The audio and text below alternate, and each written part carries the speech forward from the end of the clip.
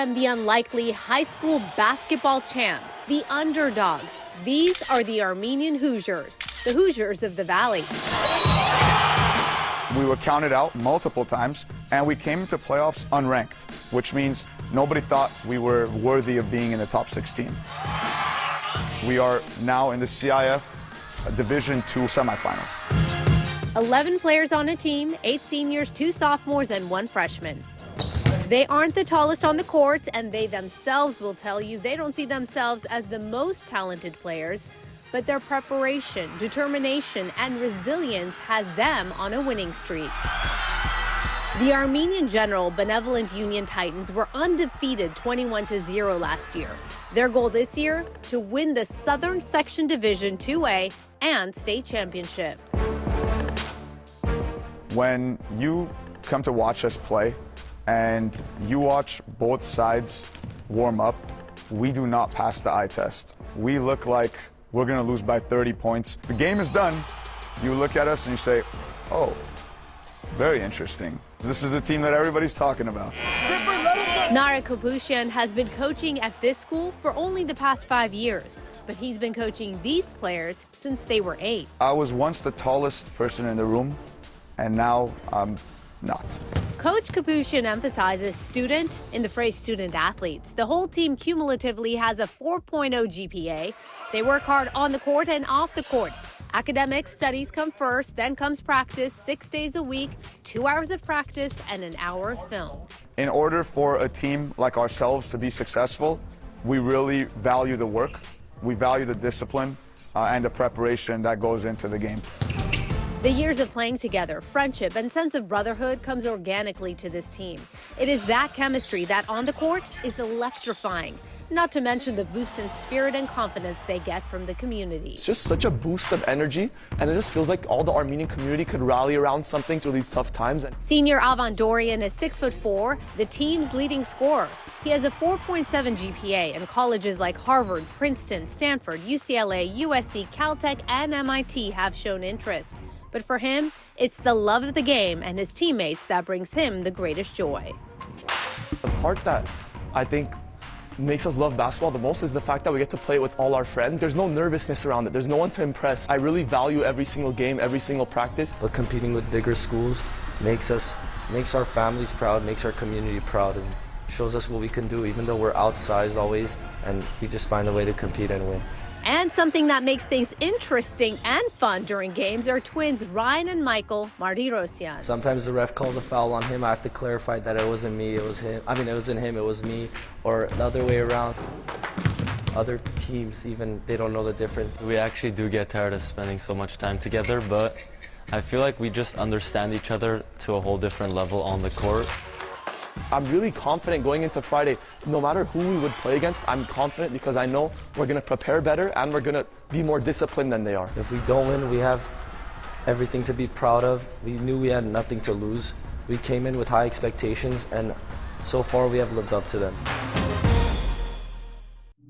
Uncle Lee, Carmelita, Papa, and Mama. Aunts, cousins, brothers, uncles. Family has always been important to the Diggs family. My Aunt Kate, my Uncle Custer. But the connection was heightened by a discovery made by Richard Diggs' wife, who was rummaging through a bookshelf. And she said, "Mom, did you know there was a Bible out there among those books?" And then we opened it up and realized it was her grandfather's Bible. And that was the first notice we had that it was there, because it didn't look like a Bible. It had no markings on the outside other than being leather bound. And then we realized, after going through the family section of it, that he had listed all these dates and deaths and births and marriages. The Bible belonged to Richard George Collins, believed to have been born in 1844, the great-grandfather of siblings Richard and Denise Diggs. Not much is known about him, but family photographs show a handsome man with a direct gaze and a distinguished beard. We believe he was in his 20s when he may have learned to read or write. We don't know how he learned. That part is not known to us. The Bible was one of many family heirlooms and photos collected and protected by their mother, Natalie Collins Diggs. Researchers at the National Museum of African American History and Culture in Washington, D.C., a division of the Smithsonian, believe it dates back to 1865. How rare is it to find something of this nature? And the name was written within the Bible. There was also this sense of we were actually writing this child into the historical record. So you're actually writing people into history. And so it's very significant. And it means that they are. It means that they were there, they existed. The Diggs family made the difficult decision to give the artifact to the museum to become part of its permanent collection. Photocopied pages are all that is left in their possession. The Bible, with their detailed family history, now belongs to every American. So this picture is all of us in 2016, the week before the Smithsonian opened for the public. Museum visitors can see the Bible and reflect about the formerly enslaved man who chronicled every aspect of his family life.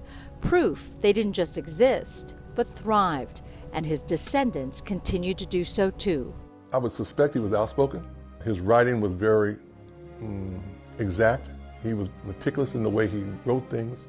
The fact that he memorialized the family history as though he knew the value of it. The fact that he was able to keep track and write those things down and make sure that that legacy lived on past the deaths of himself and those people. I don't know if he ever knew if we would ever see it. I don't know, but I think in his mind, he was hoping someday somebody would read it and know that they existed, that they lived, that they had a story, and that the story needed to be told. We are taking you to the #1 rated bakery right here in California. According to Yelp, welcome to Artelie's Patisserie. Good morning. Good morning. Good morning. We had to check out what all the hype was all about, so let's go inside and look at these amazing desserts. Like colorful jewels in a gleaming glass case, it's hard to take your eyes off these French dessert cakes, individually created, almost too pretty to eat. Which is the most popular one? I would say the most popular one is exotic. It has Caribbean mousse, which is a combination of coconut, pineapple. Brothers Fareed and Saeed Azareng opened the bakery in 2017, and business just took off. I was actually an industrial engineer, and my brother is a mechanical engineer. But then I fell in love with pastry. I realized that I'm really better at making pastries. What is it about pastries that you love? I love creating high-quality desserts with the best ingredients available. It all makes sense because, as they say, baking is a science. On pastry, it's very important that everything is scaled right, being precise. We use top quality ingredients. Most of them, they're imported from Europe.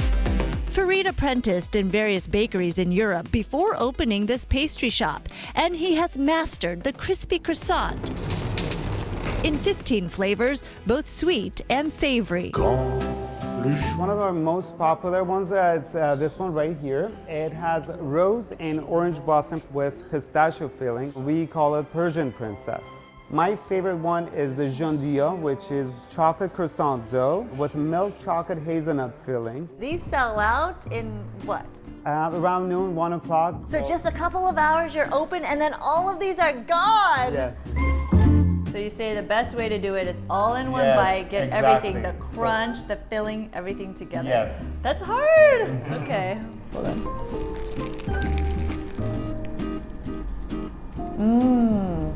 So fragrant with the rose. So good. Their passion for pastries is not going unnoticed. Well, we had the pleasure of being at the Grammys for 2 years. Also catering to high-end accounts like Gucci, Amazon, and the Crypto.com arena. Also now voted the #1 bakery in the state by Yelp reviewers. It's amazing. It's very exciting. and we were very honored. Of course, I got to bring some back for the fam. So your normal croissant, which is voted best in California, how much does that run? They are $4. $4, okay, I'll take 2 of those. All right, you guys want to check it out right here in West LA and their location in Burbank. Again, the #1 bakery right here in California. Come early because they sell out, and I help contribute to that. All right, score!